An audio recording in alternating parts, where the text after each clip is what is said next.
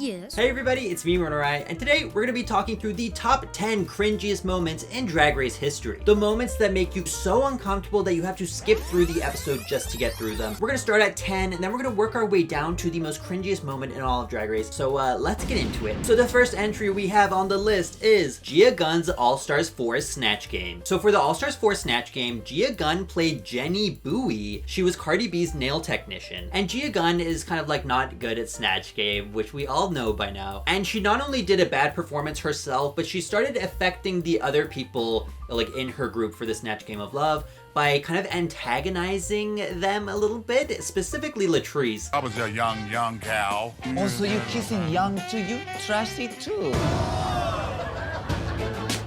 And she kept like interrupting their answers with very like kind of like lewd, kind of you know, shock humor kind of stuff. And then Latrice chastises her like out in the open. Baby, this is not your moment. This is not your moment. I'm cringing for Latrice. She can't even stay in her character because she's so irritated. It's really hard to watch, and the fact that Jenny Bowie herself put on social media that she was like offended by Gia Gunn's portrayal on the Snatch Game, it makes it even worse that like the person that you were parodying like hated your performance and thought it was like kind of offensive. It's so bad. The only thing that makes this like somewhat bearable is that Manila Luzon did pretty decent that Snatch Game, and she was able to kind of make some jokes which kind of released some tension from the room. It only has one bunk bed. Would you want to be on the top or on the bottom? Well, I can tell you right now that she's going to be on the bottom. Next up, we have Pheromone's roast performance on season 9. I find it hilarious that Michelle Visage judges a talent competition. Don't you actually have to have talent to do that?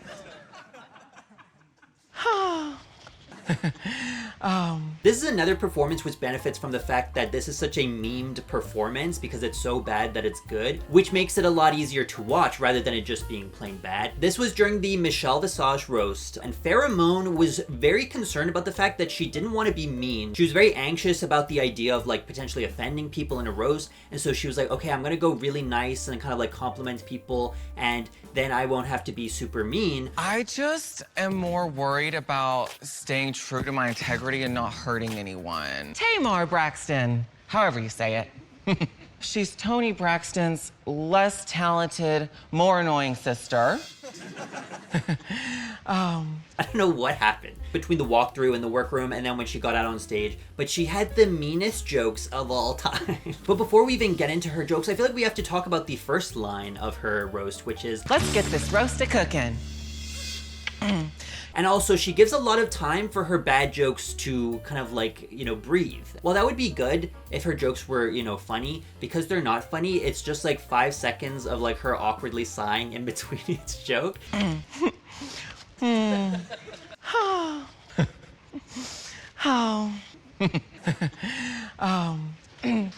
And I will say, before we move on, that some of her jokes are like kind of funny and I find them humorous. You know, no one else laughed, but I really like the... Can we please put our hands together for the one, the only, Michelle Visage, Jizz Breath. I really like that one. I think that one's really funny. Yeah, it's kind of like ironically funny, but you know, that's still funny. And I feel like you should get some points for telling jokes that are so bad they're good. Anyway, it's good. I like it. So next up, we have Laganja's season 6 stand-up. Hey, hey, hey, hey, put your lighters up. Ganja's in the house. Ew. You knew it was gonna be here. This is probably out of the memed bad performances on the list, this is the most famous one. Every single line here is so unintentionally funny. And again, it's an interesting dynamic where she meant the set to be funny, but because it's so not funny, it kind of like loops back into being funny again. It's so quotable that it's been turned into like a copy pasta, and you'll see it around on like Drag Race forums online. It's been referenced and parodied on the show itself, and it's probably the most iconic and well-known of the terrible performances on Drag Race, and for good reason. So the story is that Laganja had to perform a stand-up routine for a crowd of elderly people, and she decided that the best thing to base her stand-up set around for this audience was being gay and weed. Two things that elderly people love. They love that. I was gay. Okay. Yo, I am just flying as high as your receding hairline, okay?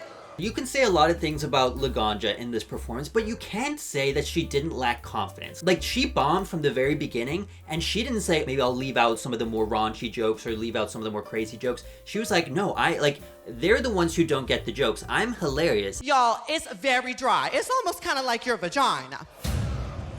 Can I get an amen? Like, we should aspire as people to have as much confidence as Laganja did during this performance. Next up on the list, the demented part of the list, is RuPaul and Jeffrey Boyer Chapman romance scenes.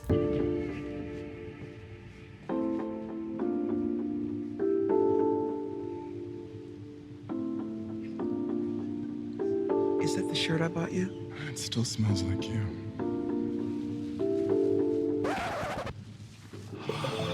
So on All Stars 3 and All Stars 5, there's like this running joke in the show that Jeffrey Boyer Chapman and RuPaul are like madly, deeply, and truly in love. They have like this lustful kind of like passion towards each other. And like that could have been fine, but they decided to devote entire segments to this and they go on for really long. I just feel like I shouldn't be seeing this, you know what I mean? Somebody please think of the children. I don't mind you doing PDA, I just don't need to be a part of it. So if they were doing this like off in the background somewhere, I would have no problem. I don't mind that. But it's the fact that they're making me watch it. It's really awkward. So at number 6 on our list, we have Utica's Snatch Game. Bob Ross! Hi there, RuPaul. I'm Bob Ross, and welcome to the joy of Snatch Game. So on season 13, Utica decided to play Bob Ross for the Snatch Game, but it was like an alternate timeline version of Bob Ross. So when I was thinking about this question, I thought about his undies.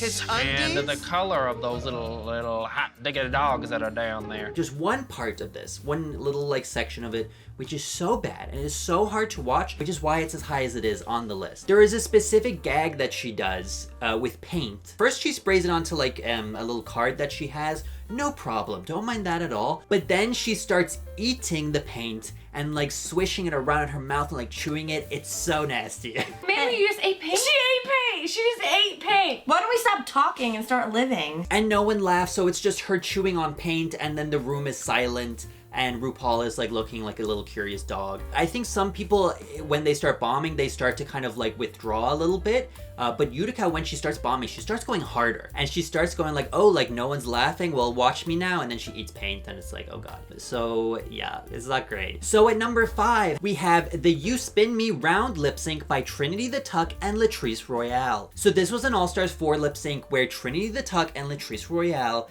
lip sync to Dead or Alive's You Spin Me Round, and oh boy. So for context, Trinity the Tuck on season 9 was a pageant queen, and her storyline on that season was her figuring out that she was funny because the judges loved her in the comedy performances. And so when she came back for All Stars 4, she decided to lean into that kind of, you know, comedy queen label by making sure like everything she did had a layer of humor to it. She was asked to do You Spin Me Round by Dead or Alive, and she wore a granny bodysuit with a sagging chest. And then anytime in the song Pete Burns would say You Spin Me Right Round, she would spin them around. I don't know. And we haven't even talked about Latrice yet. She went against Latrice in the lip sync. Was Latrice able to save the lip sync? The answer is no, unfortunately. Because during this lip sync, Latrice was rolling around on the ground. So like, you know, you spin me right round, and then she was kind of rolling across the stage. It's kind of a mess of a lip sync. I don't think Latrice's performance is anywhere near as crazy as Trinity's here, but it is a little bit hard to watch. And I remember like specifically at the time that this episode came out, people were cringing like hell to this lip sync and they didn't like it at all. And so it's on the list. It does stick out as one of the more cringy moments of the show, unfortunately. But surprisingly enough, if you were on the internet in its golden age, this might only be the second most shocking video that you've heard this song played over. Dude, what? Dude! Not! Now at number 4, we have the Baby Mini Challenge on season 13. So this is the second entry on the list that includes Utica. So in this mini challenge, the queens were asked to dress up as babies and dance to RuPaul's new birthday themed song called Birthday Song. A very creative title. Then the queens get into like quick baby drag, and then they get up on like this mini stage with like balloons and like birthday stuff, and they have to dance like babies and act like babies. And yeah, it's not the most like easy viewing, okay? I think Trixie and Violet put it best on the pit stop when they said, The whole time I was watching it, all I could think about was the baby fetish people. Yes, same. And generally I don't mind when they do like the dancing mini challenges on Drag Race. They've done it a couple of times with different types of characters. They had to dance as like old ladies on season 7 and then dance as bees on season 12. But I don't like when they introduce baby stuff to it. RuPaul's Drag Race has done it a couple times and it's cringe every time. They did it on season 10 as well with the baby thing with Aquaria and Eureka. I don't want to talk about this one anymore. So we're moving on. So now we are into our top 3 cringiest moments in Drag Race history. At number 3, we have Utica's roast on season 13. The third placement we have from Utica. Because the thing about Utica is that when Utica hits, like she hits hard, like home run, but when she misses, she like destroys lives. It's this is one of the only scenes here today that I had only watched once before like having to rewatch it for this video. And I was just like, maybe it's not as bad as I remember it being, because I remember having to like pause it 1,000 times trying to watch it the first time, and I was like, maybe it's not as bad as I remember, but it is just as bad. I had to power through, but I got there in the end, and that's what matters. So let's talk about why it's so cringe. First off, we actually have a joke that she starts with, which I think is actually pretty like funny. I smirked, I laughed. You know, Ross and Simone, I think you guys would make a great couple. Simone and Pumbaa. However, no one else in the room laughed, which made Utica try and push for some laughs, trying to reinstate the punchline again, and this is where the death-defying cringe starts. Hakuna Matata! And then because no one laughed, Utica, she kind of like loses her footing and she starts to stumble over her words. You're so gay. They should make the whole, woo. And then she decides to kind of acknowledge the fact that she's bombing right now, which normally helps out people and it helps you kind of like get the room back on your side. But for Utica, it actually just made it worse. Okay. I'm bombing. I know. And then right after that, she decides to go for the most uncomfortable joke that she probably could have made that night. And she says, Nina West. Yo, yes. Oh,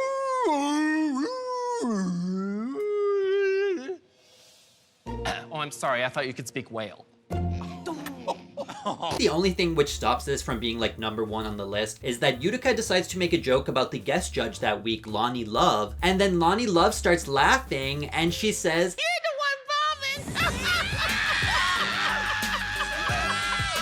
And then everybody starts kind of laughing and the room kind of unites against Utica to kind of like take her down, and then RuPaul flips Utica off. It's like this whole thing. Though I will say that once people start kind of, you know, joining in and plotting her demise, it does get a lot easier to watch. But thankfully for Utica, there are no roast performances in Project Runway, so she should be okay. So at number 2, we have the Chaz Bono and Georgia Holt interviews. Now for anyone who does not know, Chaz Bono is Cher's son, and Georgia Holt is Cher's mother. They were guest judges on season 6, and they were asked to participate in like an interview challenge where the queens would have to interview them about like their current projects that they have going on, and it was kind of like publicity for like the different things that they were doing, whatever. But for some reason, the show decided to make the queens do the most serious, earnest interviews that you could possibly imagine, which they correctly fixed in the season 15 version of this challenge, where it's all jokey and stupid. Like if you're doing an interview with a drag queen, I would imagine that you would, you know, like why is it so serious? Like why is it? I also don't think Georgia Holt and Chaz Bono were like the best picks for this kind of challenge, because some of the queens tried to go a more like comedic, like fun route, and Chaz and Georgia did not vibe with it at all, and it's like really awkward trying to watch them communicate with each other. So Chaz, are there any kind of traits that you would say that you really kind of pulled from your mother, Cher? No. No? I was wondering, did you have like a stage daddy? Because I call my mom stage mama. I don't know how to explain it to you. We had no money, and there was no food. It's like a exam. It's like watching people sit an exam. So overall, the vibes of the interview are just demonic, but there's even more like curse stuff that happens in this interview. The first of which being Trinity K. Bonet, when she does not know Chaz's name and accidentally calls him Chad throughout the entire interview. Well, Chad, Chad, I know that you, okay, so Chad, well, thank you, Chad Bono. So it's cringe, but it doesn't even compare. It doesn't even compare to Jocelyn Fox's interview. This interview right here is why this is so high on the list. It's our number 2 spot. Jocelyn Fox, Chaz, and Georgia Holt are having a great time. They're laughing, they're connecting, until Jocelyn Fox decides to ask the most inappropriate question that she possibly could have in this. I don't even know if I can include the question on YouTube, but I'm gonna try. I might have to censor it a little bit, but here it is here. Now, if it weren't for a last-minute decision at the clinic, the world wouldn't have known Cher. Are you pro-life? Has your stance changed at all throughout your lifetime? It's so bad. Although it is a little bit funny because Jocelyn doesn't understand that she's like stepped over a boundary there, and she starts to talk about how amazing they got on and how they connected and are like life friends now. I feel some really good rapport between me, Chaz, and Georgia. They have no problem opening up to me. Thank you both very much. It's just a complete like disaster of a challenge. And to this day, we still have never gotten Cher on Drag Race. And if this unironically is the reason that Cher doesn't want to come on the show, I don't even blame her. Now in our number 1 spot, we have the cringiest moment in all of Drag Race, which is Asia O'Hara's butterfly incident. It had to be on the list, and in my opinion, it's the hardest thing to watch in all of Drag Race. So in the season 10 finale during the lip sync for the crown, the queens were encouraged to have crazy reveals inspired by Sasha Velour from the previous year, and Asia O'Hara had an outfit with butterflies inside. She was planning to like undo the compartments on her outfit. The butterflies would fly into the audience. People would be like, oh my God, this is so crazy. It's so beautiful. But it turns out that the outfit was designed to put the butterflies into hibernation. So then when she opened up the different compartments on her outfits to have the butterflies fly away, they were all asleep, and then they started falling onto the stage and they started getting trampled on, and it's really, really, really uncomfortable. Not only is it hard to watch because the butterflies are like real living things, but also it's hard to watch Asia. You can see her like stressing that the reveal isn't working. You can see the crowd is all confused as to what's going on. She does recover in the second half of the lip sync by just kind of abandoning the reveal and deciding to just really kind of like lean into the fact that she's a great lip syncer, but at that point it was too late. Asia O'Hara gets eliminated despite the fact that she had a really good track record going into the finale. I'm someone who potentially could have won the season if this reveal had not existed / had gone correctly.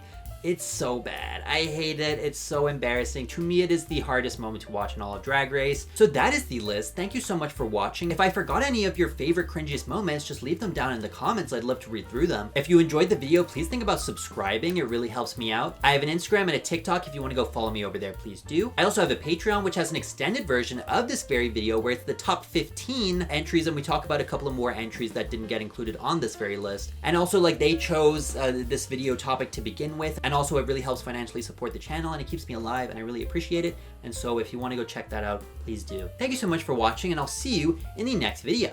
Goodbye. And now it's that very special time of the week where I give a shout out to Cal, Cast with the Ass, Splurgle, Chaos Goblin, Mr. Peralta, Jetta Like Jetta, Audra MacD, Wretched Thrawn, Kaylee Sue, PRHX, Ket, Frankie Deutsch, He Himser, Ryan the Nerd, Vitor Ruiz, M, J Stevenson, Celeste, did you just say wig? Cool Gal Nan, Vern Wisner, Brony RuPaul, Jabroni, Edgar Allan Pup, Count Cacula, Yuno, Planet Daniel, The Almighty Anginator, Mobster Lobster, Jim Jamie James Bradshaw, Eve, Dip, Crazy Oats, Yoon White, Fecal Pop, and Tone. These people are in the know because, you know, they know that the not cringe thing to do is to subscribe to the RunnerEye Patreon, and that's why they're here. They're the opposite of cringe. What is the opposite of cringe? Like, cool? I guess cool is the opposite of cringe, and these people are all cool. And yeah, making this video, it took years off my life. I just made a video of like the moments that I find cringiest, and then I had to watch them over and over and over. This video was really difficult. And that's why these people here, the names that you're seeing scrolling across the screen right now, they keep me going. You know the Simpsons thing where it says like do it for her and they have the pictures of Maggie? That's what I have with all my patrons. Thank you so much, every single one of you. Have the most wonderful day.